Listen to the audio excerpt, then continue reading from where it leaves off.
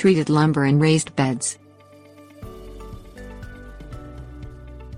Gardeners have been using old railroad ties and other types of pressure-treated lumber for years to make raised beds, but the dangers of that practice were highlighted by the U.S. Environmental Protection Agency's 2003 decision to ban the sale of certain types of pressure-treated lumber for residential use. The types of treated lumber that are still on the market aren't as hazardous, but you should avoid them all if you want to grow organic produce. CCA-treated wood no longer available.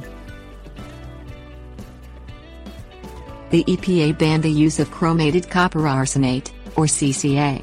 The compound imparts a greenish hue to the wood, and it causes the release of copper and arsenic into the soil. Arsenic is a hazard in any type of garden. Old railroad ties may contain this chemical, and if they are very old, they may have lost much of their preservative. That means they could present a reduced hazard, but they are best avoided. Modern pressure treatment chemicals. Modern pressure treatment chemicals include alkaline copper quat, or ACQ, and copperazole, or CAB, which turn the wood brown. Wood treated with these chemicals is available under a number of brand names, including Nature Wood, Preserve, and Natural Select. Both treatments contain copper, which is fatal to plants in high concentrations. Whether the concentrations available from pressure-treated lumber are high enough to do harm is an open question. FineGardening.com notes that Sally Brown, a researcher at the University of Washington, believes the risk is minimal.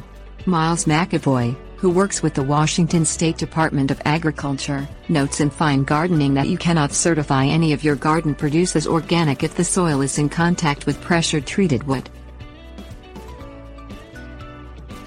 Alternatives to pressure-treated wood. When you're building a deck or a fence, pressure-treated lumber is a must, and it can add years of life to your raised bed frames. Because of the undesirability of the chemicals it can release into the soil, however, you may want to consider alternatives. Naturally resistant lumber. Both redwood and cedar contain natural oils and tannins that make them resistant to rot. They last many years longer in contact with the ground than other species. Acetylated wood. Acetylation is a process whereby the chemical structure of the wood is altered by treating it with acetic anhydride, which is derived from the acetic acid in vinegar. The process renders wood undigestible to microorganisms, greatly increasing the wood's lifespan. Bricks, stones, blocks and pavers. Construct the sides of your raised bed by stacking bricks, stones, concrete blocks or pavers. Boric acid treatments. Painting wood with a solution of boric acid and water repels insects and deters rot. At least one company offers wood pressure treated with borates in the United States, and more may follow.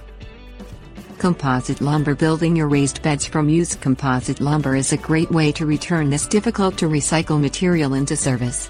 Because composite lumber contains a high percentage of plastic resins, it can last for many years underground without rotting. Tip.